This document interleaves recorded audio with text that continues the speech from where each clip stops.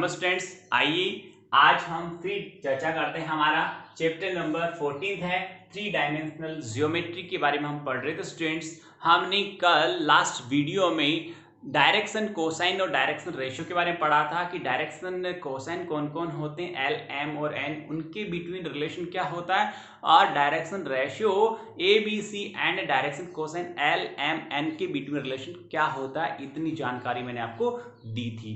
Students, आज हम बढ़ते हैं 14.1 के पहले कुछ एग्जाम्पल है वो करते हैं, उसके बाद 14.1 एक्सरसाइज करेंगे। आइए फर्स्ट एग्जाम्पल की बात करता हूं मैं। फर्स्ट एग्जाम्पल है हमारे पास में कि एक रेखा, एक लाइन है, वो एक्स अक्ष के साथ 30 डिग्री का, वाई एक्स के साथ 60 डिग्री का एंगल बनाती है। तो बताओ वह जेड अक्ष के साथ कितने डिग्री का एंगल बनाएगी। तो आप यहां कहेंगे स्टूडेंट्स कि भाषा लिख सकते हैं आप कि चूंकि एक रेखा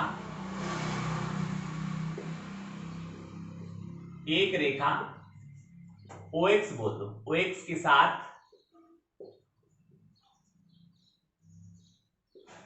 30 डिग्री व OY के साथ 60 डिग्री का कोण बनाती है।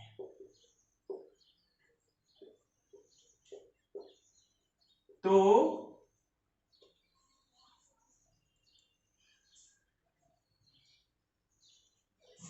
ये तो हो गए हमें जो गिवन है उसके बारे में बात होगी, है ना। तो या यहां मान लें तथा या माना लिख दें, माना OZ के साथ थीटा कोण बनाती है।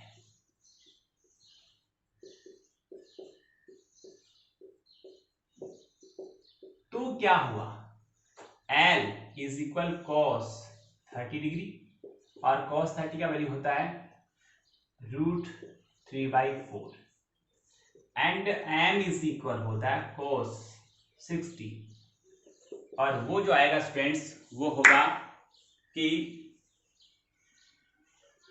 1/2 और थर्ड हमने n लिया है वो हो गया कोस गामा या कोस अल्फा है ये, तो कोस अल्फा हमें पता नहीं है, हमें फाइंड आउट करना है। बट आप ये अच्छी तरह जानते हैं स्टूडेंट्स कि L² plus M² plus N² is equal 1 होता है। तो L की वैल्यू है √3/2 होल स्क्वायर, M की वैल्यू 1/2 होल स्क्वायर, N की वैल्यू हमें पता नहीं है तो इसे हम कोस स्क्वायर अल्फा लिख दो। हमने थीटा माना स्टूडेंट्स, इसको थीटा लिख देता हूं मैं, cos square theta is equal हो गया 1। इतनी बात उम्मीद करता हूं कि आपको समझ में आ गई। आगे देखते स्टूडेंट्स हम। तो स्टूडेंट्स हम यहां इसको आगे सोल्व कर रहे हैं, तो square of √3/2 become 3/4 square of 1/2 1/4 plus cos square theta is equal 1 और इन दोनों का जो सम होगा वो 1 हो गया। कितना हो गया, 1 हो गया। इन दोनों सम हो गया वो 1 हो गया। तो 1 और 1 कैंसिल हो जाएगा, यानी हमारे पास है cos square theta is equal 0, यानी हम वैल्यू निकालेंगे तो कॉस थीटा, कोस का वैल्यू 0 कहां पर होता है, कोस का वैल्यू 0 90 डिग्री पे होता है। तो यहां लिखेंगे कि कॉस थीटा इक्वल 0 और आगे लिख दूंगा मैं कॉस थीटा इज इक्वल कोस 90, क्योंकि कोस 90 पे 0 वैल्यू होता है, थीटा का वैल्यू होगा 90। समझ में आ गई होगी इतनी बात। यदि हमें किसी रेखा के द्वारा तीनों अक्षों पर बनाए गए कोण डायरेक्टली मालूम हो तो हम L, M और N डायरेक्टली फाइंड आउट कर सकते हैं। बट यदि किन्हीं दो अक्षों के साथ वह रेखा कितने कितने कोण बना रही ये पता हो, बट तीसरी के साथ कितना बना रही ये पता नहीं हो, तो हम वहां पर L² plus M² plus N² is equal 1 का थीम हम यूज करेंगे और थर्ड जो एंगल जो बच गया जो हमें पता नहीं है वो हम फाइंड आउट कर सकते हैं। नेक्स्ट देखिए स्टूडेंट्स क्या है,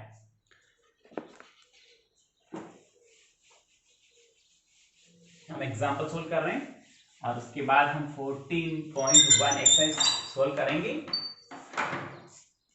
नेक्स्ट जो एग्जांपल है वो ये कह रहा है कि यदि एक सदिश OX, OY और OZ अक्षों के साथ क्रमशः अल्फा, बीटा तथा गामा कोण बनाती है तो सिद्ध कीजिए कि sine square alpha plus sine square beta plus sine square gamma is equal 2 होगा। स्टूडेंट्स आइए, बहुत इजी है कि यदि एग्जाम्पल है अपनी बुक में तो उसको एग्जाम्पल को मैं लिखूंगा नहीं, डायरेक्टली सॉल्यूशन लिखूंगा मैं कि यदि कोई रेखा OX, OY और OZ के साथ अल्फा, बीटा और गामा एंगल बनाती है तो इसके आगे लिख रहा हूं, तो आप कहेंगे कि L equal cos alpha, M equal cos beta और N इक्वल कॉस गामा हो गया।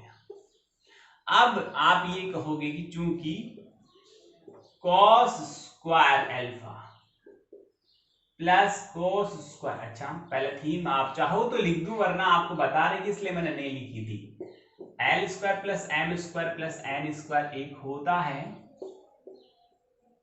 तो यहां लिखा जाए cos square alpha plus cos square beta plus cos square gamma is equal 1। अब कॉस स्क्वायर अल्फा को क्या लिख सकते हैं, 1 माइनस साइन स्क्वायर अल्फा लिख सकते हैं आप, कोई दिक्कत नहीं है। कॉस स्क्वायर बीटा को 1 माइनस साइन स्क्वायर बीटा लिख सकते हैं आप, और इसको आप 1 माइनस साइन स्क्वायर गामा लिख सकते हैं। और जब आप स्टूडेंट्स क्या करेंगे कि ये कॉस स्क्वायर अल्फा माइनस का है, कॉस स्क्वायर बीटा भी माइनस का है, कॉस स्क्वायर गामा भी माइनस का, इन तीनों को उठाकर उधर ले जाओगे तो प्लस के हो जाएंगे। ये 1, 2 और 3 हो गए, और ये 1 उठकर इधर आएगा, यानी ट्रांसफर करेंगे इसको तो 3 में से 1 गया तो 2 बच गया, यानी आपके पास डायरेक्ट रिलेशन ये बन गया sine square alpha plus sine square beta plus sine square gamma is equal क्या हो गया, 2 हो गया। यही हमें फाइंड आउट करना था। स्टूडेंट्स आगे देखें, हम डाउट नंबर 3 की बात करते हैं, और वो एग्जांपल नंबर 3 है हमें कि 3 बिंदु दे रखे हमें, 2 1 0 0 और 0 1 1 को जोड़ने वाली रेखा की दिक् कोसें हमें ज्ञात करनी है। देखिए स्टूडेंट्स, एग्जांपल नंबर 3 है हमारे पास, 2 बिंदु हमें दे रखे 1 0 0 और सेकेंड है 0 1 1। आप हमारे पास एग्जाम्पल जो 3 की हम बात कर रहे हैं उसमें 2 बिंदु है, 2 पॉइंट्स है। इसको हम ए नाम देते हैं, फर्स्ट को 1 0 0 और सेकंड जो है स्टूडेंट्स वो है 0, इसको बी नाम देते हैं, 0 1 और 1 को मिलाने वाली रेखा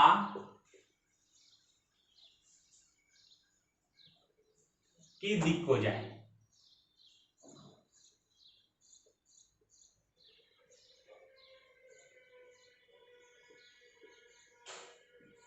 तो पहले हमें इसको हल करते हैं, तो सबसे पहले हमें दिक् अनुपात ज्ञात करने होंगे, और दिक् अनुपात जब 2 बिंदुओं को मिलाने वाली रेखा की बात की जाती है तो दिक् अनुपात उनके जो निर्देशांक उनको घटा के बनाते हैं, यानी ये होता है x2 माइनस x1, तो x2 है यहाँ पर 0, x1 है यहाँ पर 1, तो है -1। एंड नेक्स्ट बी की बात करें तो वो होता है y2 माइनस y1, और वो आएगा 1 माइनस 0, दैट मीन्स 1 आएगा, 1 माइनस 0 1 हो गया।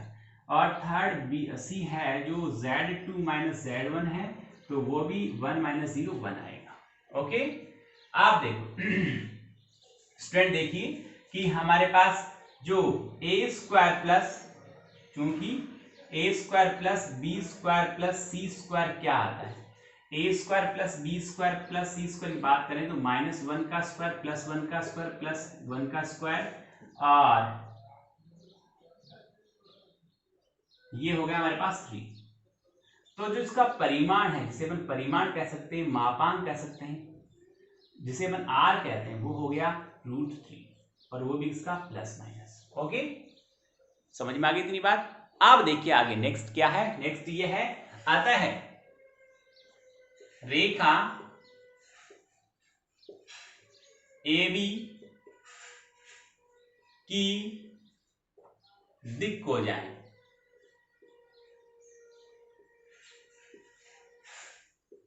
और वो है L equal plus minus A/R। Okay, A है हमारे पास, प्लस माइनस रहेगा क्योंकि ये माइनस का है, तो ये माइनस प्लस हो जाएगा, माइनस प्लस 1/√3।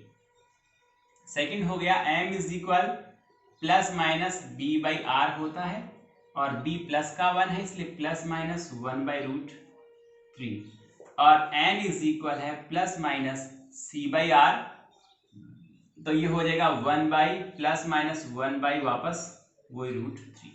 ये आ गई उसकी दिक् को जाए, किसकी, इन दिए गए दो बिंदुओं को मिलाने पर बनने वाली रेखा की दिक् को जो हमें ज्ञात हो चुकी है।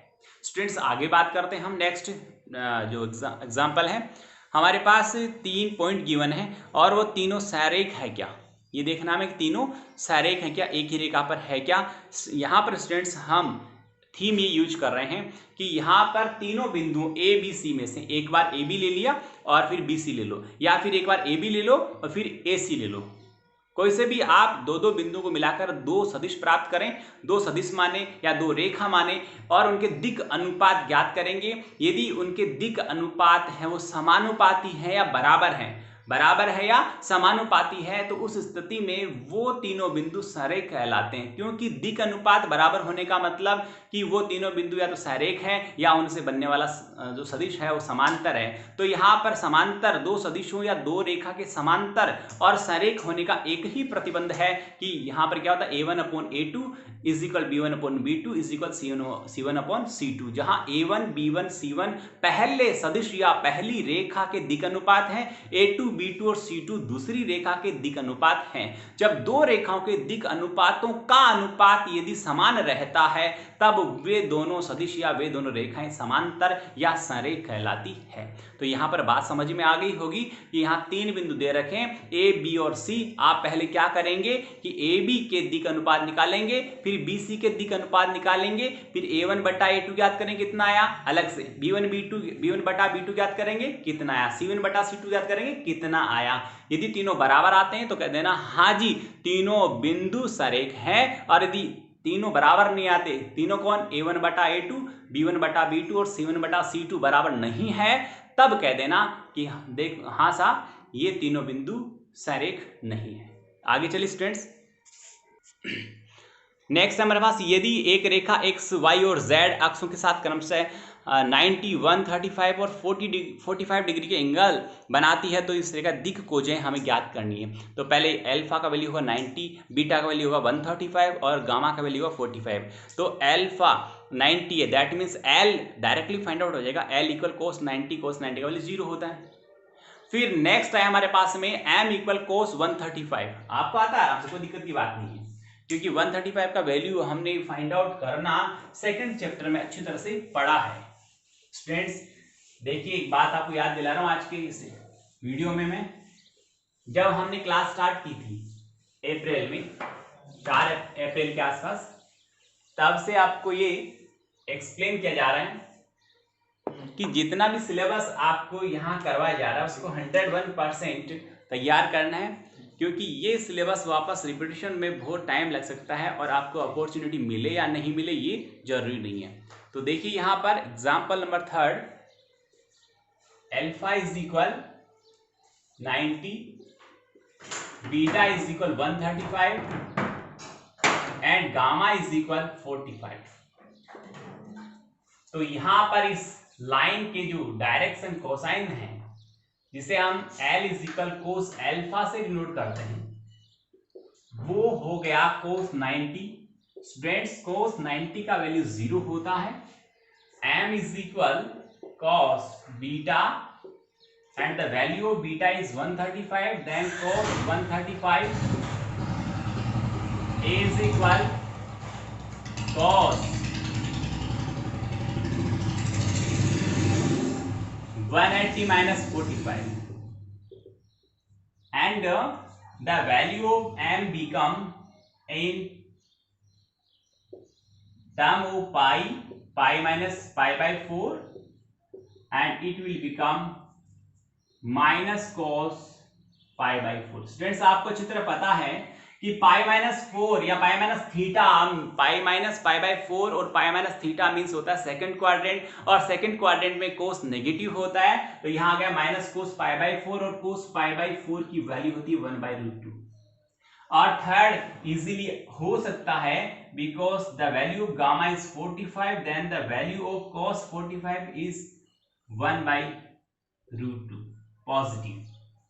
ओके, इस प्रकार हमने किसी रेखा के द्वारा OX, OY और OZ के साथ जब 90, 135 और 45 डिग्री के एंगल बनाए जाते हैं तब उसकी डायरेक्शन जो कोसाइन होती है वो कैसे फाइंड आउट करते हैं वो हमने देखा। स्टूडेंट, इस प्रकार हमारे सारे एग्जाम्पल कंप्लीट हो चुके हैं। आइए अब हम आगे एंटर होते हैं हमारे एक्सरसाइज 14.1 में।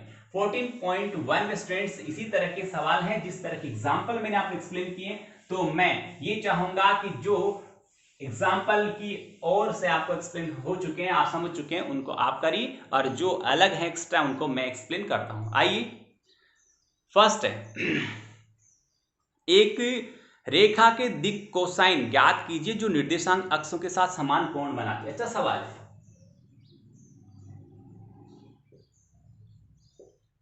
एक्सरसाइज 14.1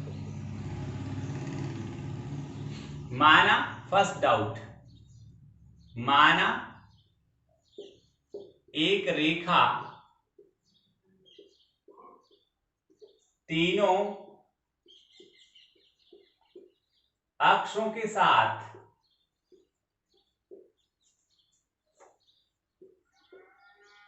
थीटा कोण बनाती है। उसने कहा समान कोण बनाती है, तो मैंने यहां पर थीटा से डिनोट किया,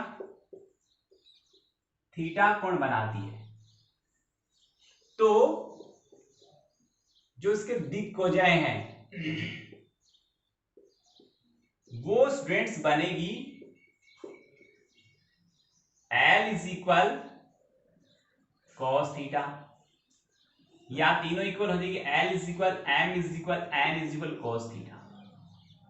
but you know very well that the square of L plus square of M plus square of N is equal 1. If I put the value of L, M and N, cos square theta, also cos square theta and also cos square theta is equal 1. So it will become 3 cos square theta is equal 1.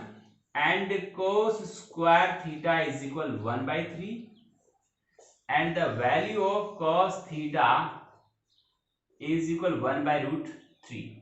So that direction cosine L become plus minus also.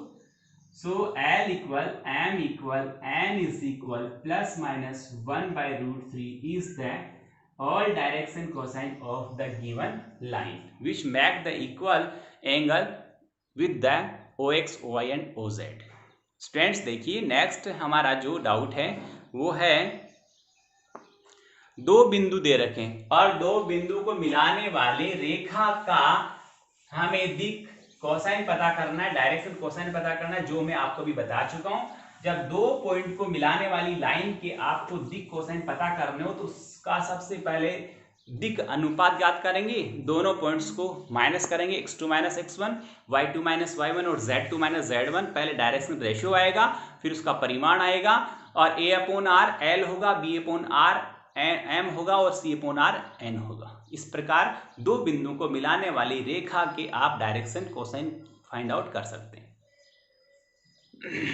Next, यदि एक रेखा के दिक् अनुपात दे रखें 2, -1 और -2, तो इसकी दिक् हो जाए आराम से हो सकती है। मैंने आपको बताया था पहले भी अभी डाउट एग्जाम्पल में कि जब किसी सदिश की दिक् अनुपात ABC होते हैं तो उसका परिमाण होता है a² + b² + c² का अंडर रूट। पहले परिमाण निकालेंगे और प्लस माइनस a/r l हो जाएगा, plus minus b/r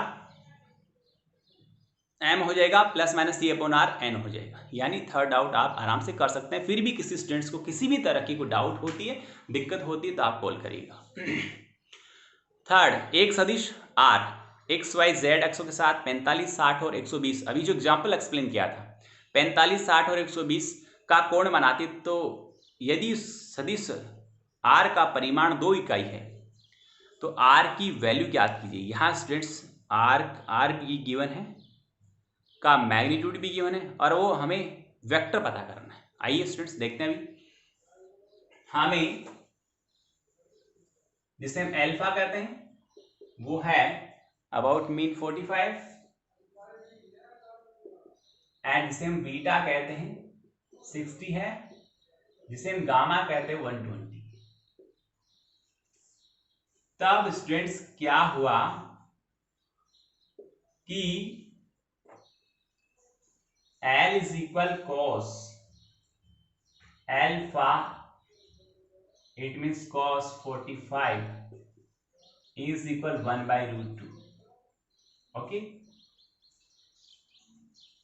and is equal cos beta cos 60 1 by 2 and is equal cos gamma cos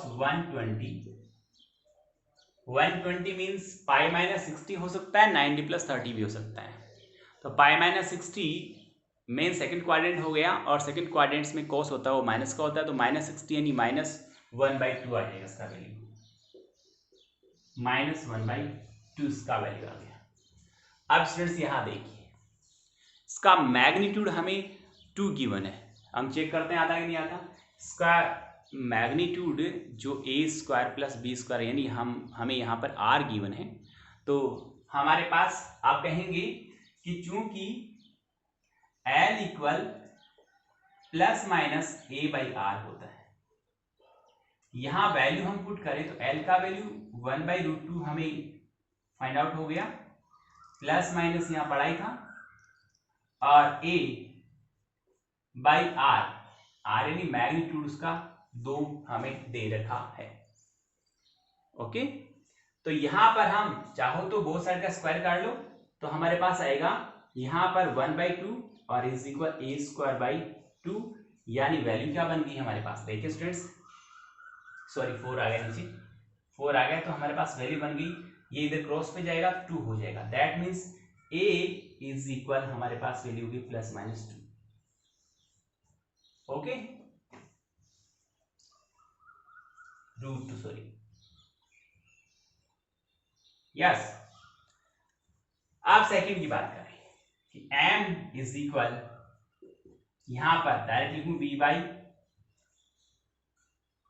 r होता है, प्लस माइनस लगाओ, m का वैल्यू हमारे पास हाफ और b हमें पता नहीं है, r हमें 2 गिवन है, that means value of b plus minus 1 and also the value of c दिख रहा होगा आपको, जब हम इसको लिखेंगे यहाँ पर कि जो c का वैल्यू माइनस का आया, तो प्लस माइनस की बात कर रहे थे तो ये खुद पहले से माइनस का है, यहाँ पर हम यदि माइनस का हाफ लिखता हूँ मैं और यहाँ पर c बाई मैं 2 लिखता हूँ, तो यहाँ पर c का वैल्यू माइनस का 1 आ गया। ओके, इन दोनों की स्थिति में आप चाहो तो यहाँ पर प्लस माइनस आ सकता है, जो हम नहीं लगाए तो यहाँ पर a का वैल्यू प्लस का √2 और b का वैल्यू प्लस का 1 और c का वैल्यू माइनस 1 हम यहाँ पर यूज कर सकते हैं।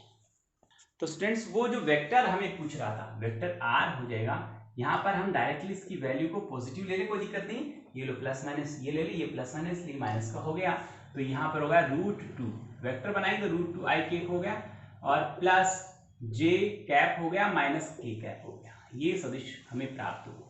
स्टूडेंट्स इस प्रकार हमारा एक्सरसाइज 14.1 कंप्लीट हो चुका है। बहुत बहुत धन्यवाद, थैंक यू। सारा का सारा होमवर्क फेयर नोट में करना मस्ट है, पढ़ाई करें, सभी वीडियो देखें। जो बच्चे वीडियो देखने में एब्सेंट रहते हैं वो एक बार फिर से सुन ले मेरी बात ढंग से, कि आपको बहुत बड़ा नुकसान हो सकता है। देखिए आपको थोड़ा थोड़ा टाइम करते हुए ये एक बात सुनिए ढंग से कि 4 महीने बीत चुके हैं, आगे भी पता नहीं है। 4 महीने में आज मैं आपको 14 चैप्टर पढ़ा रहा हूँ, दैट मीन्स मात्र 2 चैप्टर हमारे बचे हैं 16 में से।